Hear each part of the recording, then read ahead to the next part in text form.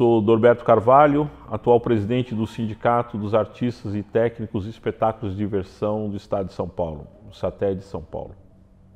Eu vim para cá, minha família veio para cá quando eu tinha 9 anos de idade, salvo engano foi em 74. Né? Meu pai trabalhava, era operário de uma fábrica chamada Dunlop, ficava no Sumaré, e minha mãe, que anteriormente tinha sido cortadora de cana, era costureira. Daí meu pai ficou desempregado depois de 9 anos trabalhando na Dunlop, e daí minha família decidiu vir para cá, e daí nós descemos naquela rodoviária da Luz, que tinha aquele teto de acrílico roxo, que minha mãe achava uma lindeza. Minha mãe desceu na rodoviária, olhava aquilo, ficava fascinada com aquilo tudo. Até 79, embora convivesse com as pessoas de teatro, com esse universo, eu nunca pensei mesmo, tinha uma coisa assim, tinha muita gente de publicidade que passava por lá, e até a Tereza um dia sugeriu que eu fizesse publicidade também, que eu tirasse fotos. Nunca foi um universo assim que me interessou muito naquele momento. E depois, logo depois, ainda em 79, era a luta da anistia. Eu passava pela Praça da Sé, tinha o movimento de luta contra a carestia, tinha o movimento pela anistia, tinha um pessoal vendendo o jornal Hora do Povo. Então, aquilo mexia mais comigo do que entrar para o teatro ou ser alguém que vai trabalhar com publicidade, como sugeria a Tereza. Eu tinha mais ligação, alguma coisa dentro de mim me impulsionava mais para a luta política. Quando eu começo a militar, eu começo a entrar na literatura do Brecht, do Máximo Gorki, né? Aquela coisa, os textos políticos, a questão da poesia do Mayakovsky, né? Embora é engraçado, né? Depois eu fui fazer letras e descobri muitas outras coisas, mas assim, as traduções do russo talvez não sejam exatamente aquelas, mas eu era fascinado por Mayakovsky, né? E assim, a militância dentro do partido, eu costumo dizer o seguinte, muita coisa, tudo que eu acumulei de bom como ser humano nesse período do início da minha juventude veio da militância, né? Eu tinha a gente é orientado na leitura, a gente convivia com pessoas espetaculares. Eu posso citar inúmeros nomes aqui de pessoas que já morreram, mas pessoas inteligentíssimas, pessoas de uma generosidade incrível e que outras que morreram, outras estão vivas até hoje aí e que são pessoas que eu sou muito grato, porque eu acho que no começo da vida, assim, da adolescência, né, eu acho, tem uma teoria aí, entre os 15, 16, 17 anos, quando a gente começa a prestar mais atenção na questão, mas prestar atenção na vida, não está vivendo por viver, mas começa a prestar atenção na vida, eu acho que você se aproximar de pessoas que têm essa visão de mundo, né, e não é todo mundo que dá essa sorte, né? Eu acho que não é todo mundo, eu me sinto assim até privilegiado, me sinto privilegiado mesmo, de ter convivido com pessoas assim que estiveram na luta política. Conheci pessoas que foram torturadas no Estado Novo, pessoas que lutaram contra o regime militar de arma na mão. Isso para um garoto de 16, 17 anos dá uma espécie de sensação de que as coisas são possíveis, porque você conhece pessoas ousadas. Essa ousadia, essa convivência com as pessoas ousadas foram fundamental na minha formação, assim, e ao mesmo tempo ousadas e pessoas com muita dignidade, essa palavra, pessoas assim que me ofereceram o melhor para o meu desenvolvimento humano, né? E assim, eu acho que foi muita sorte. A militância veio primeiro para mim, então eu nunca tive muita ilusão, assim, eu convivi com artistas baita artistas, né? Os caras, assim, eu não me considero, perto das pessoas que convivi, eu me considero desse tamanhinho, né? Conheci pessoas baita artistas, maravilhosos, e que sempre tiveram uma vida difícil, né? Então o universo de ganhar dinheiro com isso já ficava descartado para mim de saída. Foram os melhores anos da minha vida e da minha formação tanto política como ser humano, acho que foi o período que eu fui operário de fábrica. Se uma obra de arte ela não tem condição de devolver o homem para ele mesmo, para mim não é arte. Então devolver o homem para ele mesmo nem sempre é uma coisa gostosa, né? Nem sempre é uma coisa agradável. Devolver você para você mesmo, às vezes é devolver seus próprios preconceitos para você mesmo. É devolver alguma coisa que você talvez nem você enxergue em você mesmo, né? Quer dizer, eu acho ótima essa definição quando eu afirmo que o desenvolvimento humano ele se dá através do conflito. Ele não é linear, o desenvolvimento é conflito. O desenvolvimento é erro, é muito erro, né? Há um pouco tempo atrás, acho que eu vi alguém comentou comigo, não sei se é verdade ou não, mas como fábula é muito interessante, eu achei muito interessante. Diz que em Israel existe um Banco Nacional de Desenvolvimento que ele faz financiamento para empresas. Daí o sujeito chega lá, a primeira pergunta é o seguinte: quantas vezes você quebrou como empresa? Quantas vezes você deu errado no seu empreendimento? Ah, eu nunca errei. Ah, então vai embora. Se você nunca errou, né, você não precisa de apoio nenhum. A sociedade vive em guerra. A sociedade, a história da humanidade é a história da luta de classes, a disputa entre as classes. Desse ponto de vista, que é por onde eu começo, são os meus princípios, a partir dessa visão da história da humanidade como história da luta de classes, como uma guerra mesmo. Eu vou falar uma coisa que talvez não faça sentido para algumas pessoas, mas eu vou arriscar assim mesmo. Tem uma máxima da guerra que diz o seguinte: artilharia arrasa, a infantaria ocupa. Que eu vejo da esquerda hoje assim, um poder de arrasar, arrasador. O poder de arrasar, arrasador é ótimo. Que eu vejo na esquerda é isso. A gente tem um poder de fazer diagnóstico que é fabuloso. A gente consegue analisar a sociedade e dizer o seguinte: a sociedade é machista, é racista, a sociedade é homofóbica, só que a gente não ocupa alguns lugares que possa ser como que eu vou dizer assim, um fronte de combate para essas coisas. Pode parecer arrogância até da minha parte, mas eu estou com 54 anos, eu não quero mais marcar posição, eu quero marcar território. Eu quero fazer a luta avançar. Eu vou dizer o seguinte: tem uma cena todo mundo conhece essa cena, do Deus e o Diabo na Terra do Sol. Acho que em dado momento perguntam para o Curisco: qual é o seu maior medo? Uma coisa assim. Eu tenho medo de ficar sozinho, feito gado, berrando para o sol. Alguma coisa assim, né? Eu também tenho esse medo, como o personagem do Glauber Rocha. Eu tenho medo de ficar sozinho, feito gado, berrando para o sol. Eu acho que quem tem consciência da luta de classe não pode estar sozinho. Eu ocupei o satélite porque era o elo mais fraco, era o elo possível, na minha opinião, era o elo possível. E eu costumo apostar em lutas possíveis. Se a presidência da República tivesse o elo mais fraco hoje, tomaria. Se o comando do segundo exército fosse o elo mais fraco, eu tomaria também. Eu acho que cabe aos militantes, como eu falei inicialmente, cabe aos militantes revolucionários ocuparem os espaços, ocuparem todos os espaços de poder. Mas não ocupar por ocupar. Ocupar para tornar a vida das pessoas melhor. Ocupar para fazer com que essa coisa que a gente falou de desenvolvimento humano, ela aconteça. Ocupar para que a gente possa construir esse mundo melhor e mais justo que a gente vive falando a vida inteira.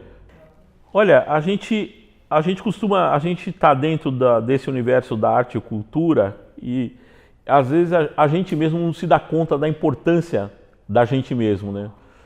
Quando o governo Temer, um dos primeiros atos do governo Temer foi acabar com o Ministério da Cultura, ele sinaliza para a gente o seguinte: para um governo golpista, a arte e a cultura é importante, né? Quando, por exemplo, o governo, agora está essa moda de atacar os sindicatos, né? O governo Temer está apontando o canhão para os sindicatos com a reforma trabalhista e outras questões. Mas quando ele apontou para o Mink, ele está dizendo para nós o seguinte: nós somos importantes. E a toda a luta que adveio da extinção do Mink, né? Embora hoje o Mink esteja morto em vida, né? Ele existe, mas não existe. Mas foi muito importante aquela luta de ocupação dos espaços da FUNAT, dos espaços do Ministério da Cultura.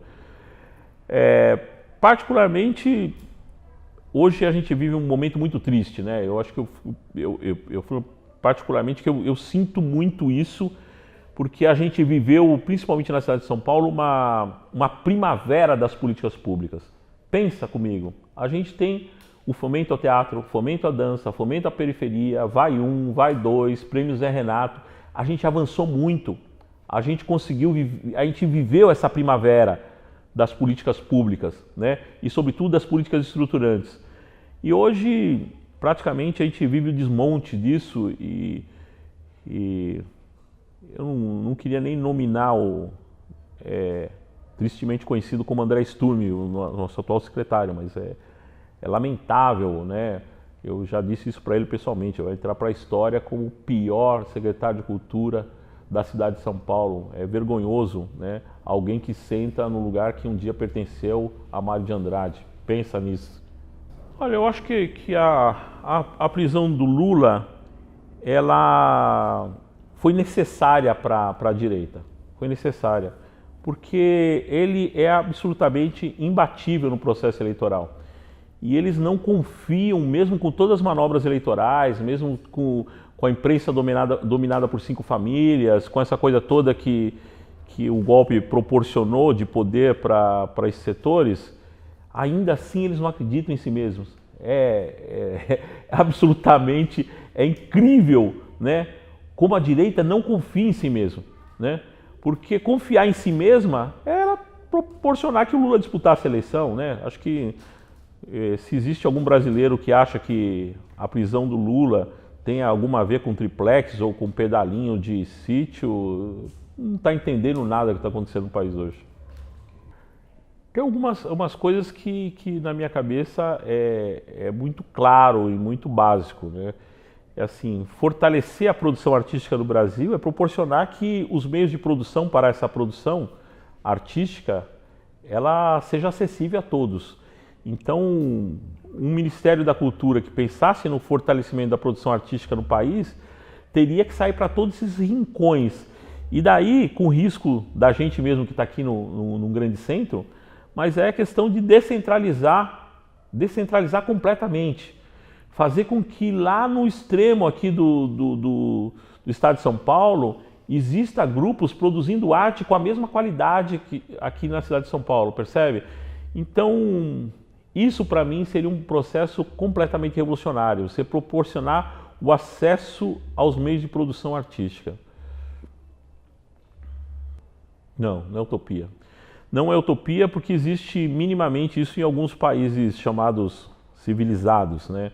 Existem países europeus que proporcionam a descentralização dos meios de produção através das políticas públicas. Não é utopia. Agora, eu penso na arte o seguinte,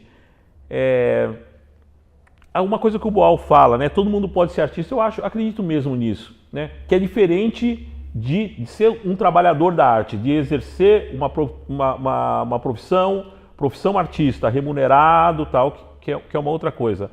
Mas eu acho que potencial de produção artística, eu acho que todo cidadão tem, assim. Eu acho que o Estado ele tem condição de proporcionar possibilidade para essa produção artística e que ela ganhe vazão, que ela invada o país. Eu acho que essa é uma boa perspectiva para a construção de nação, do meu ponto de vista. Porque eu acredito mesmo na arte e na cultura como um elemento estratégico na construção do Brasil.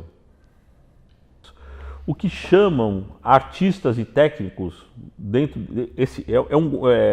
dentro do sindicato é um guarda-chuva com 50 e tantas profissões regulamentadas e umas tantas profissões ainda por regulamentar. Então, quando você fala que não se olha muito para os direitos trabalhistas, olha só, a lei do artista e do técnico, a lei 6533 de 78, quando ela surgiu, o modo de contratação era CLT, né? As companhias, elas contratavam os artistas pela CLT. Então, tanto é que na lei se prevê duas formas de contratação, CLT e nota contratual, que era mais utilizada pelo pessoal da publicidade. Mas eu acho que essa coisa dos direitos trabalhistas é um foco só da categoria, na minha opinião. O foco do teatro de grupo e das pessoas, grande parte dos artistas que estão na informalidade. A gente tem que entender que a categoria é uma gama enorme e tem gente que são verdadeiros trabalhadores. Por exemplo, você tem dubladores que trabalham 8 horas por dia, né? Praticamente são operários no seu trabalho. Você tem gente, por exemplo, você tem técnicos que eles trabalham CLT. Você tem gente que trabalha em condição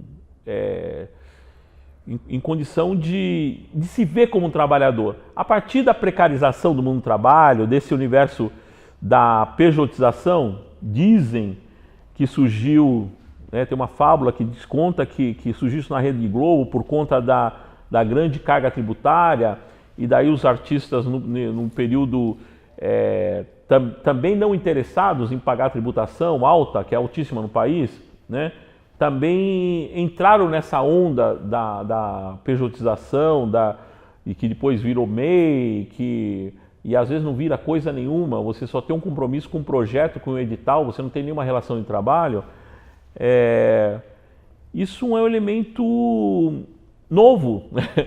Falar assim é engraçado, né? Mas assim, é um elemento novo dentro da categoria se você considerar esse universo de 40 anos, né, da lei. A lei é de 24 de maio de 1978, né?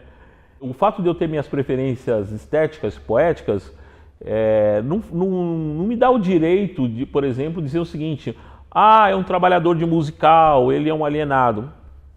É um trabalhador que trabalha na novela da Globo, ele é um alienado.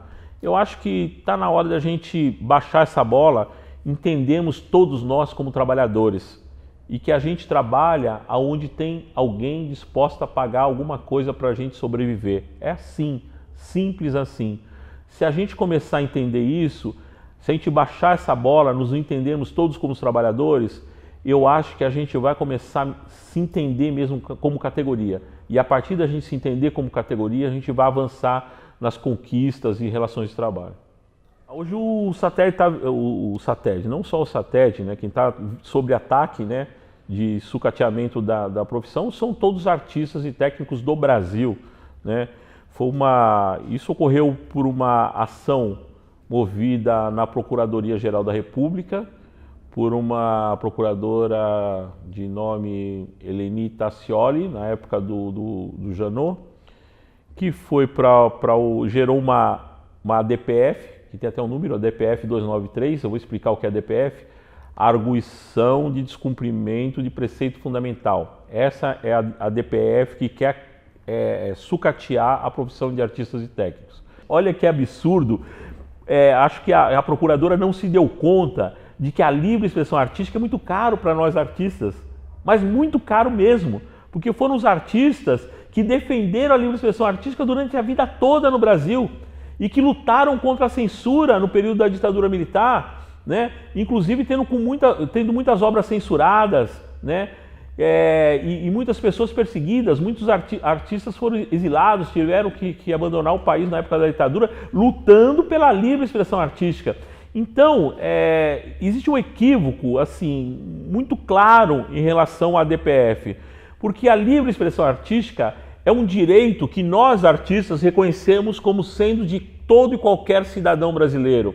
Por exemplo, eu, você, o flanelinha da esquina, o balconista, o médico, o engenheiro, qualquer profissional, ele tem assegurado pela Constituição a livre expressão artística. Ele pode, por exemplo, executar uma cena, interpretar um fragmento, como intérprete, ele pode interpretar um fragmento de uma dança, ele pode cantar, ele pode tocar, ele pode fazer qualquer coisa. Ele tem isso garantido pela Constituição. Ele pode fazer isso desde que não seja profissionalmente. Simples. Qualquer cidadão tem esse direito. Existe uma visão mesquinha de alguns setores da categoria por alguns chamado de classe, de que, ora, nós somos contra nós somos a favor da DPF, ou melhor, nós somos a favor da DPF 293, porque nós queremos acabar com esse direito que os sindicatos, que os satélites têm no Brasil inteiro, de dizer quem é artista e quem não é, através do atestado de capacitação.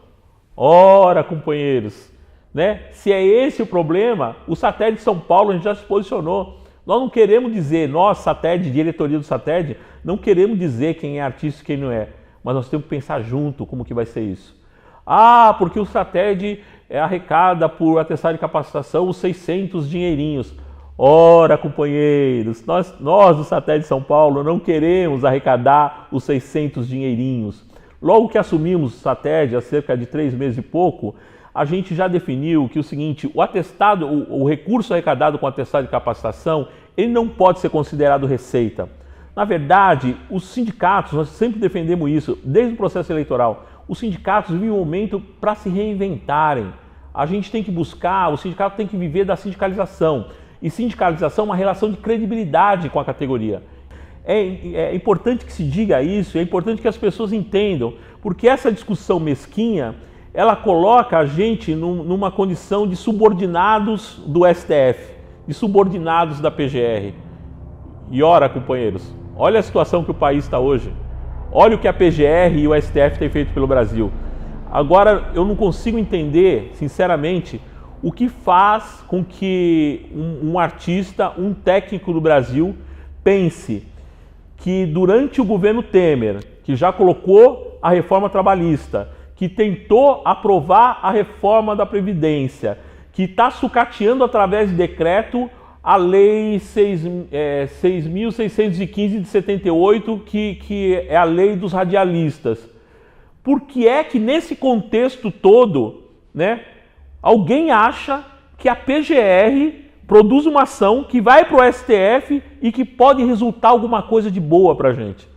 É possível que não tenha eleição? Sim, lógico. Né? A gente viu o avanço das forças fascistas mesmo, acho que tem que usar essa palavra.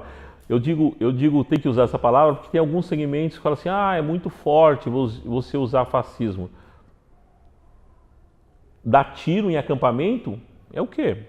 Né? É uma disputa política? Né? Assassinar lideranças na cidade do campo?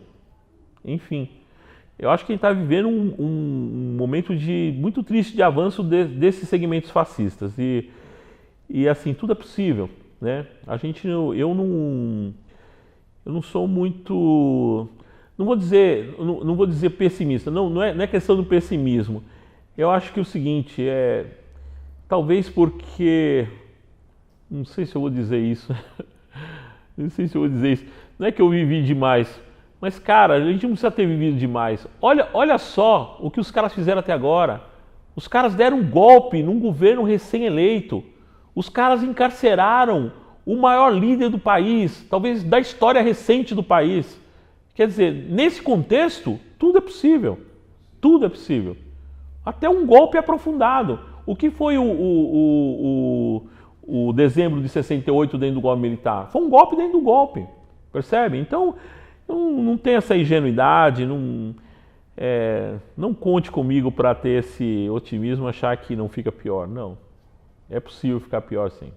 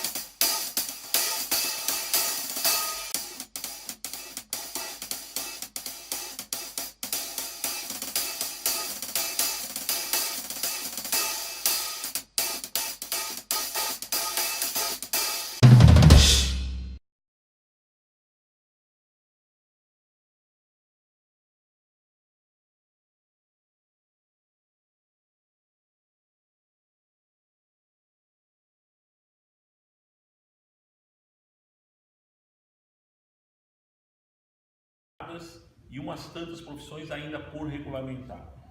Então, quando você fala que não